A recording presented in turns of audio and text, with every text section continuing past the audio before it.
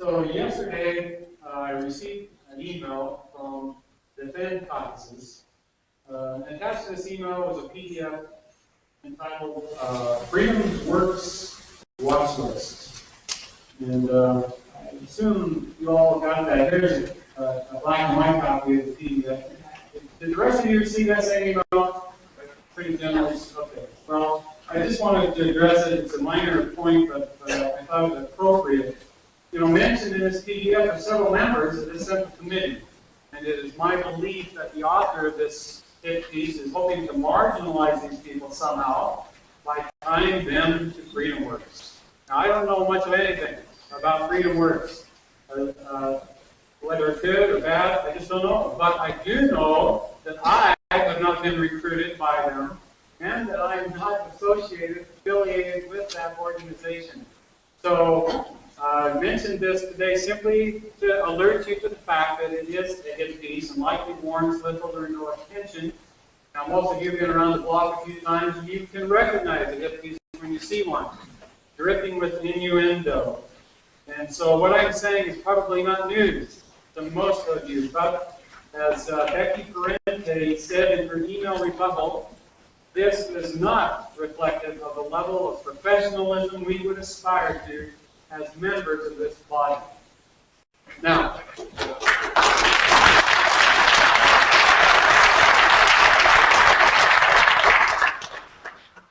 on to what I really like to say today.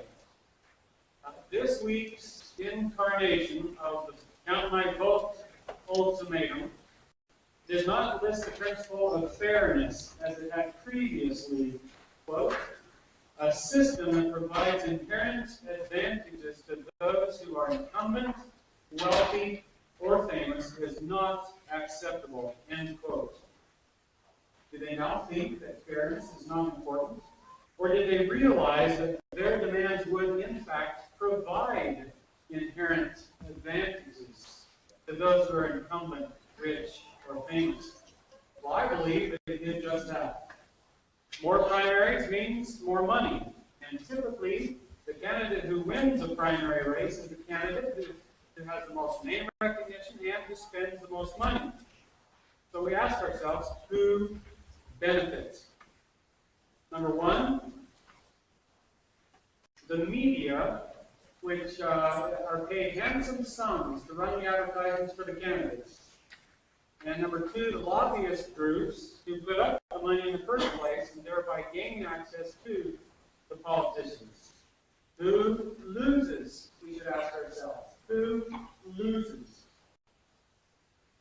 The hardworking Republican taxpayer loses because their interests in the right to life, liberty, and property are marginalized by the politicians who enact an ever-growing number of statutes and regulations to benefit the special interests who put them into office and who can help keep them there. But we are not yet to the heart of this matter. Nobody is talking about the next point. Point number two in their ultimatum, quote, eliminating multiple ballots, end quote. Did you notice that?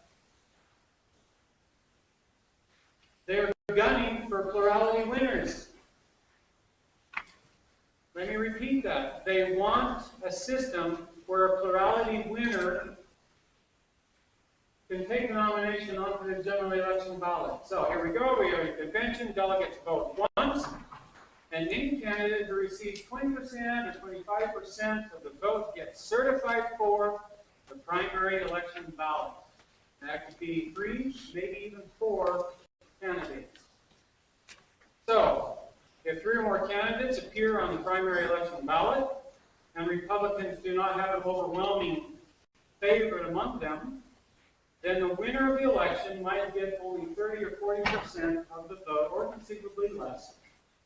This is a plurality winner. This is someone who does not have the support of the majority of Republicans. Exactly the type of system that Washington, D.C. lobbyists hope to deceive voters into supporting. And that, I submit, would be a huge step backward.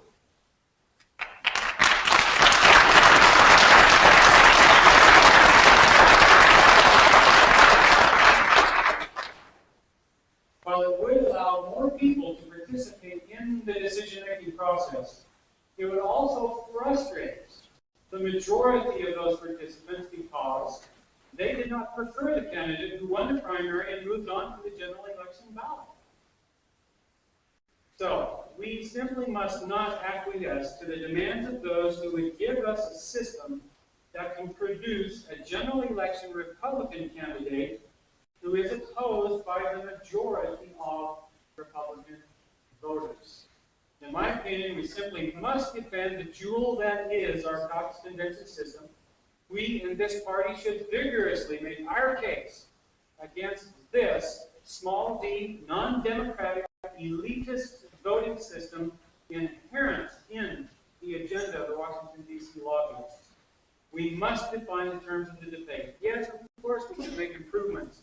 We will do better by making refinements to our current system. But fundamentally, undermining our system with provisions that virtually guarantee primaries in which unpopular Republican candidates advance to the general election is unacceptable.